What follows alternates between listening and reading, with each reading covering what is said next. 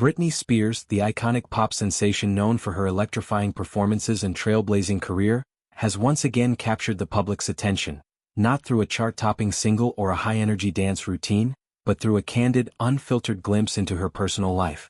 In a recent Instagram video that has sparked widespread discussion, Spears stood confidently in front of a full-length mirror, modeling a vibrant pink swimsuit that hugged her figure in a way that exuded both vulnerability and unapologetic self-assurance. The setting was her sprawling Los Angeles mansion, a symbol of her hard-earned success, but what immediately drew eyes was not just her bold fashion choice but the visible disarray in the background. Piles of clothes and luggage dotted the lavish hallway, complete with its sweeping staircase and elegant grand piano, creating a scene that felt raw and real in an era dominated by curated perfection. With her signature blend of humor and defiance, Spears addressed the elephant in the room head-on.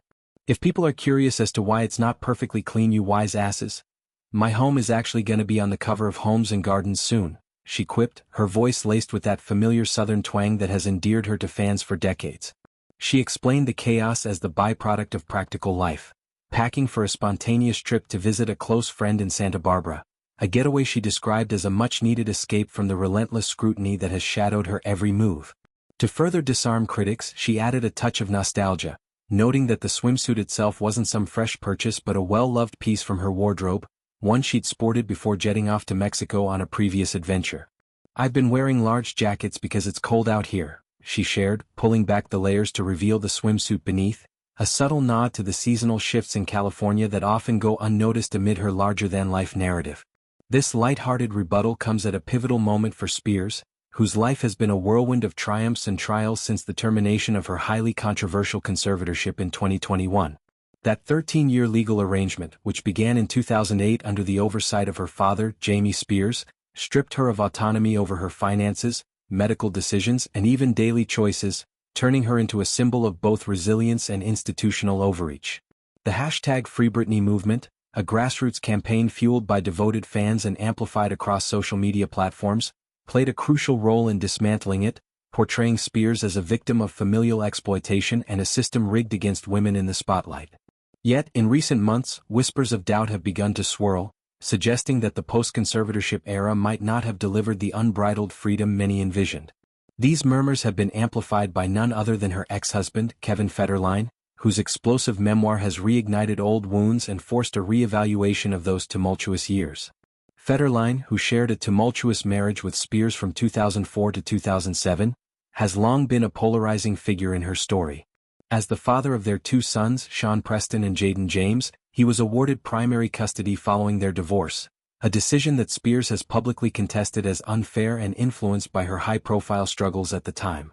In his memoir, Federline pulls no punches, recounting harrowing incidents that paint a picture of chaos and instability during their time together. One particularly chilling anecdote involves a late-night phone call from Spears, her voice slurred and desperate, pleading with him to join a party she was hosting. In the background, the cries of their young children echoed, a heartbreaking soundtrack to what he describes as her spiraling detachment from motherhood. "The kids were screaming but she didn't seem to notice," Federline writes, his words dripping with a mix of sorrow and accusation. But the revelations don't stop there.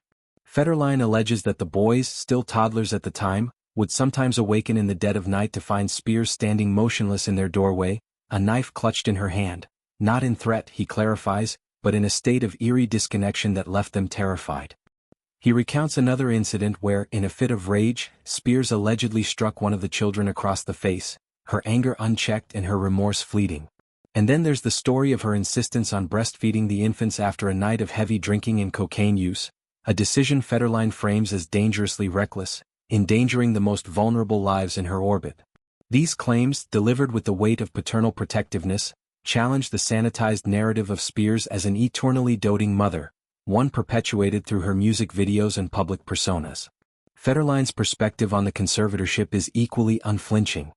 He argues that the arrangement, far from being the oppressive cage depicted by activists, was a necessary scaffold during one of the darkest chapters of Spears' life.